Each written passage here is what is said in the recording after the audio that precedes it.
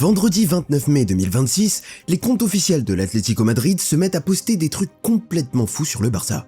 D'abord, ils annoncent la signature de Lamine Yamal, puis celle de Pedri, puis celle de Rafinha, et pour finir, leur compte Atlético Madrid en anglais sur X poste une vidéo marrante d'un chien avec une perruque de lion sur la tête.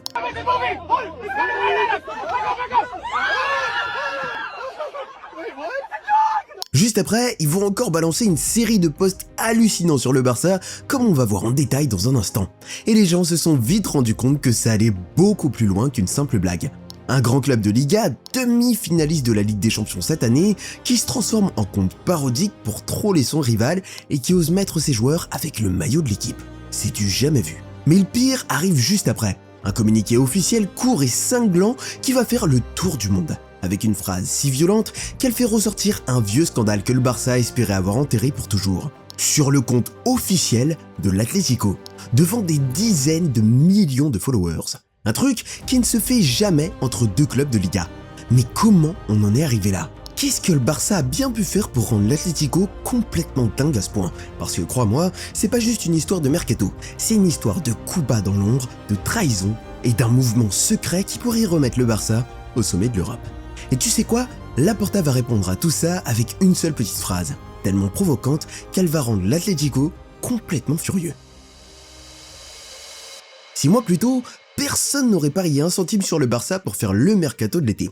Et c'était logique. Pendant des années, le club a été un cas désespéré, des dettes énormes, plus de 1,3 milliard d'euros, des problèmes pour enregistrer ses joueurs, des combines et des leviers financiers d'urgence dans tous les sens pour récupérer du cash et survivre. Quand Hansi Flick est arrivé à l'été 2024, le club a dépensé péniblement 88 millions d'euros en 2 saisons. Pour te donner une idée, l'Atlético en a claqué 364 millions sur la même période. Le Real Madrid, 216. Même le Real Betis a dépensé plus que le Barça avec ses 101 millions. Le Barça était devenu un club de seconde zone financièrement, à côté des grands clubs d'Europe. À l'époque, il y avait même des blagues sur les réseaux à propos de Laporta. Genre, Laporta est prêt à tout pour rentrer de l'argent. Il va louer le Camp Nou pour les mariages le samedi, vendre les pelouses au mètre carré, ou faire payer 50 € de plus pour les douches après les matchs.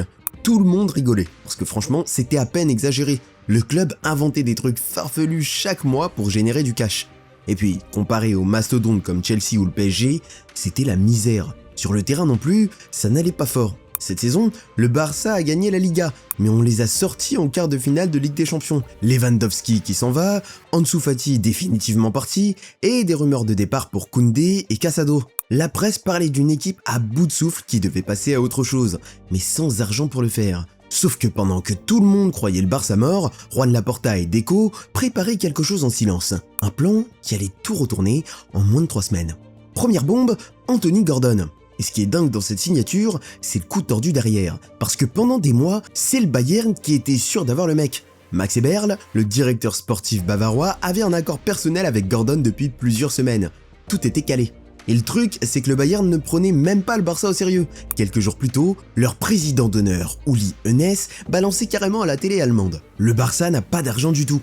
On lui demandait s'il avait peur de voir Harry Kane filer à Barcelone. Et lui, peinard, il répondait que les Catalans étaient complètement fauchés.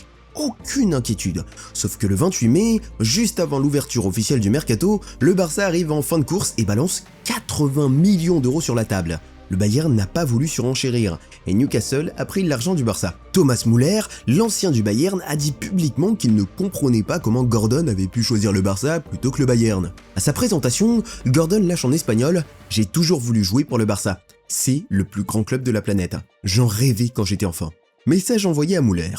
Contrat de 5 ans. Première signature majeure de l'été. Et c'est le Barça qui frappe le premier coup en Europe en volant un joueur au Bayern qui pensait avoir l'affaire dans la poche. Mais Gordon, c'est juste l'entrée. Parce que dans les jours qui suivent, Deco se met à travailler sur 2 autres dossiers explosifs en parallèle. Le premier nom qui sort, Julián Álvarez, le champion du monde argentin, le meilleur joueur de l'Atlético, l'un des attaquants les plus talentueux d'Europe. Le deuxième nom, Bernardo Silva, le milieu portugais de Manchester City, libre cet été. Un joueur que le Barça rêve de faire signer depuis des années, sans jamais réussir. À ce stade, personne au Barça n'a encore prévenu l'Atlético pour Álvarez. Personne n'a appelé pour discuter. Le club catalan agit dans l'ombre, comme un loup qui se rapproche. Et pendant que Cerezo, le président de l'Atlético, croit encore que les Catalans sont fauchés et incapables de faire les coups énormes, Laporta prépare son piège. Ce que personne ne réalise à ce moment précis, c'est que ces trois noms posés sur la table de déco ne sont que le début. Le Barça est sur le point de faire le mercato le plus dingue de la décennie. Et tout ça, je vais te montrer comment c'est possible. Parce que la première question qu'on devrait tous se poser, c'est comment un club qui était au bord du gouffre il y a 2 ans peut soudainement claquer 200 ou 300 millions d'euros cet été. Et la réponse est presque aussi folle que le clash lui-même. Reviens un an en arrière. À ce moment-là, la Liga avait carrément rétréci la limite salariale du Barça à 204 millions d'euros. Pour un club de cette taille, c'était humiliant. Ça voulait dire qu'ils pouvaient à peine enregistrer leurs joueurs et qu'acheter une star au prix fort, c'était même pas la peine d'y penser. Et puis, petit à petit, le club a remonté la pente. Pas avec des combines magiques cette fois, mais avec du vrai argent qui rentre, et de plusieurs côtés à la fois. Le premier truc, c'est le Camp Nou. Pendant presque 2 ans, le Barça a joué loin de chez lui, à Montjuïc, dans un stade trop petit, en perdant des dizaines de millions chaque saison, rien que sur la billetterie. Maintenant qu'ils sont de retour dans leur stade, avec une capacité qui remonte vers les 60 000 places et qui doit grimper jusqu'à 105 000 d'ici 2027, les revenus des jours de match repartent enfin. Le deuxième, c'est les sponsors. Et là, les chiffres font tourner la tête. Spotify a prolongé son contrat jusqu'en 2030 pour le maillot et jusqu'en 2034 pour le nom du stade. Concrètement, ça fait environ 75 millions d'euros par an rien que pour le maillot, plus 20 millions par an pour le nom Spotify Camp Nou. Au total, ce deal peut rapporter jusqu'à 460 millions d'euros d'ici 2034. Et à côté, il y a l'équipementier Nike qui a renouvelé pour à peu près 127 millions par an. Juste avec ces deux partenaires, t'as déjà plus de 200 millions qui tombent chaque année. Le troisième, c'est les maillots. Et c'est là qu'on voit ce que rapporte une vraie star marketing. Quand Lamine Yamal a récupéré le numéro 10 de Messi, le Barça a vendu plus de 70 000 maillots floqués à son nom en seulement 24 heures, dans plus de 170 pays, pour environ 11 millions d'euros en une seule journée. Et Yamal, c'est de loin le maillot le plus vendu du club, devant Pedri. Quant à une génération de jeunes cracks adorés dans le monde entier, le merchandising devient une mine d'or. Le quatrième, c'est ce que le club gagne sur le terrain. En Liga, le Barça a touché environ 156 millions de droits télé la saison dernière, le deuxième plus gros montant du championnat. Et en Ligue des Champions, le parcours rapporte gros. L'an dernier, en allant jusqu'en demi-finale, le club a empoché autour de 110 millions d'euros. Et cette saison, même en s'arrêtant en quart, on est encore sur plus de 90 millions. 2 belles campagnes européennes coup sur coup. Et ça remplit les caisses. Et puis, il y a les fameux sièges VIP. Le Barça a vendu 475 places VIP du nouveau Camp Nou à 2 investisseurs du Moyen-Orient sur une durée qui peut aller jusqu'à 30 ans pour environ 100 millions d'euros. Sans oublier le départ de Lewandowski, le plus gros salaire du vestiaire, qui libère encore une énorme masse salariale d'un coup.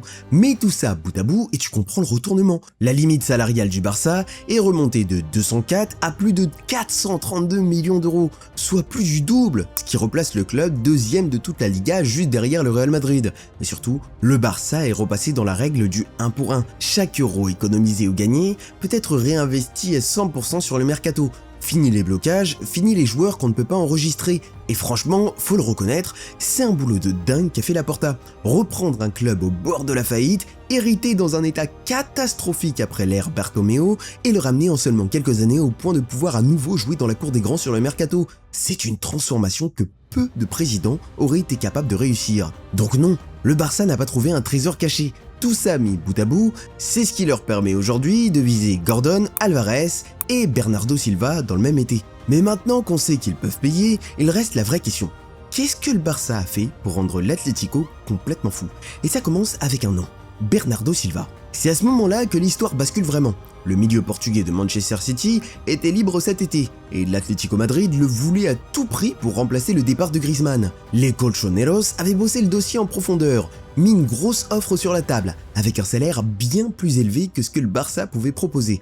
Tout était quasiment bouclé. Bernardo Silva et l'Atlético étaient à 2 doigts de l'accord final. Et c'est là que le Barça débarque. Dans le dos de tout le monde, en pleine négociation, alors même qu'ils offraient moins d'argent, Deco a contacté l'entourage du joueur et il a réussi le truc que personne n'attendait. Convaincre Bernardo de choisir le projet plutôt que le salaire. Le Portugais accepte de signer au Barça pour à peu près 4 millions d'euros net par an, alors qu'il pouvait toucher bien plus ailleurs.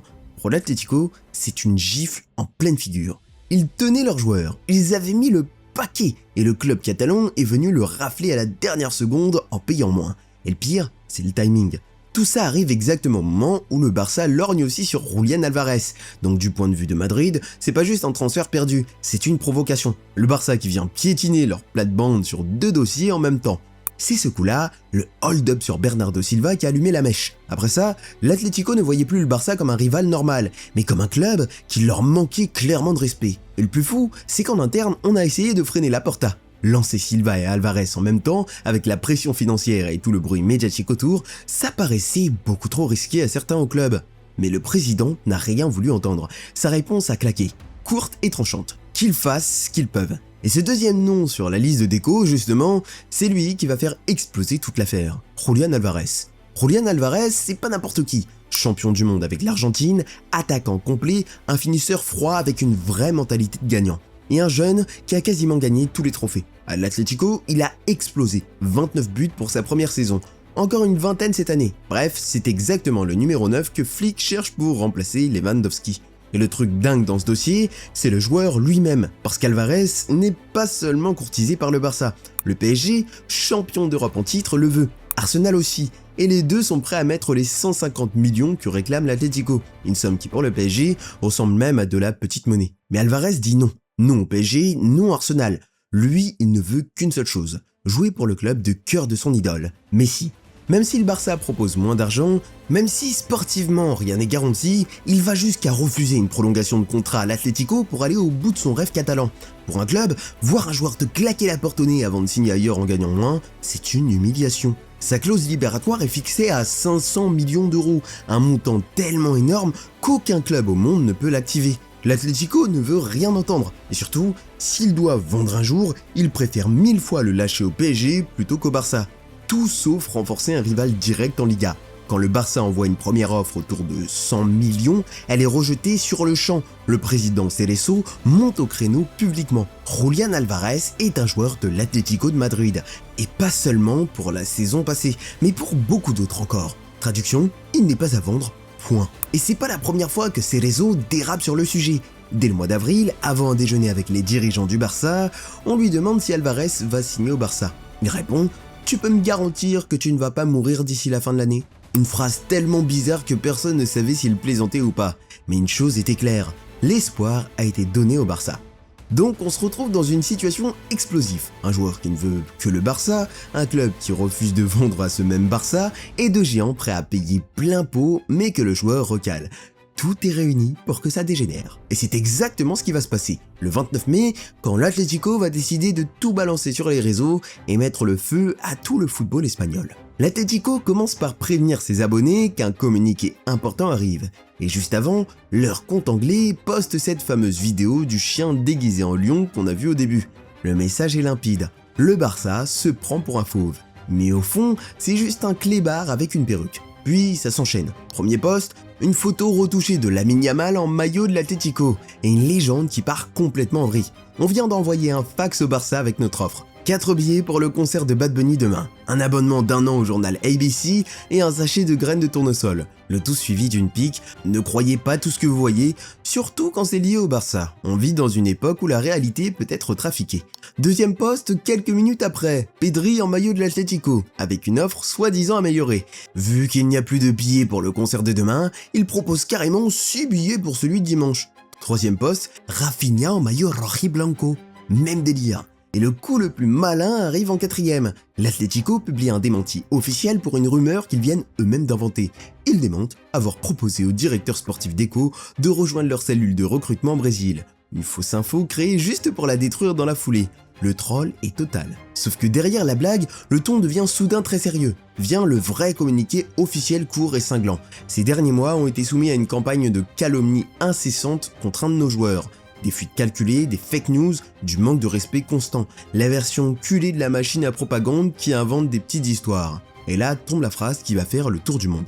Mais bien sûr, il ne nous viendrait pas à l'esprit d'avoir le vice-président des arbitres sur la liste de paix ou de recourir à des faveurs politiques pour enregistrer nos joueurs.